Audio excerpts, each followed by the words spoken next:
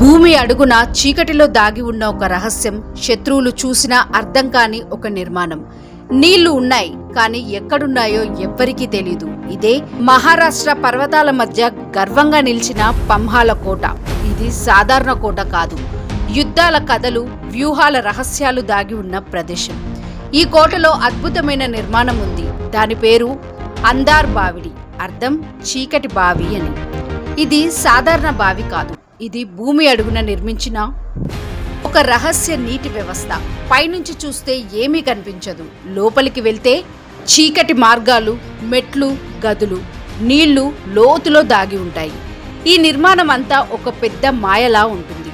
ఆ కాలంలో కోటలపై శత్రువులు నెలల తరబడి ముట్టడి చేసేవారు. అప్పుడు ముఖ్యమైనది నీటి సరఫరా. కానీ శత్రువులు నీటి వనరులు కనబడితే కోటను జయించడం చాలా ఈజీ. అందుకే మరాఠా యోధులు ఈ అద్భుతమైన వ్యూహం ఆలోచించారు. నీటిని భూమి అడుగున దాచాలి, శత్రువులకు కనిపించకుండా ఉంచాలి, సైనికులు మాత్రమే రహస్య మార్గాల్లో వెళ్లి నీళ్లు తెచ్చుకోవాలి.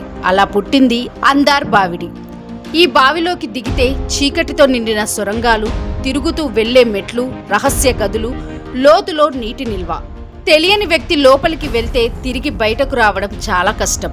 పంహాల కోట శివాజీ మహారాజ్ కాలంలో చాలా ముఖ్యమైన స్థావరం. అతను కోట నిర్మాణాల్లో సెక్యూరిటీ, సర్వైవల్ స్ట్రాటజీని కలిపాడు. శత్రువులు నీటి మార్గం కనుగొనలేరు, సైనికులు ఎప్పుడూ నీళ్లు పొందగలరు, కోట ఎప్పటికీ లొంగదు. ఇది కేవలం నిర్మాణం కాదు, ఒక మాస్టర్ ప్లాన్. స్థానికులు చెబుతున్న ఒక ఆసక్తికర విషయం ఏంటంటే, రాత్రిళ్ళు ఈ బావి దగ్గర విచిత్రమైన శబ్దాలు వినిపిస్తాయట.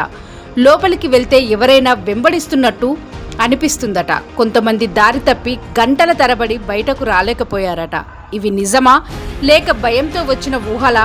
ఇది ఇంకా మిస్టరీగానే ఉంది. ఈ అందార్ బావిడి మనకు చెప్తున్న విషయం ఏంటంటే, ఇది కేవలం బావి కాదు, ఇది ఒక సీక్రెట్ డిఫెన్స్ సిస్టమ్, ఇది ఒక సర్వైవల్ టెక్నాలజీ, ఇది ఒక మిలిటరీ స్ట్రాటజీ. అంటే మన పూర్వీకులు అప్పుడే ఇంజనీరింగ్ మైండ్ సెట్తో ఆలోచించారు.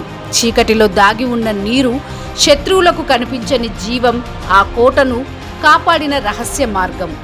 అందార్ బావి కేవలం ఒక నిర్మాణం కాదు, ఇది ఒక పెద్ద మిస్టరీ.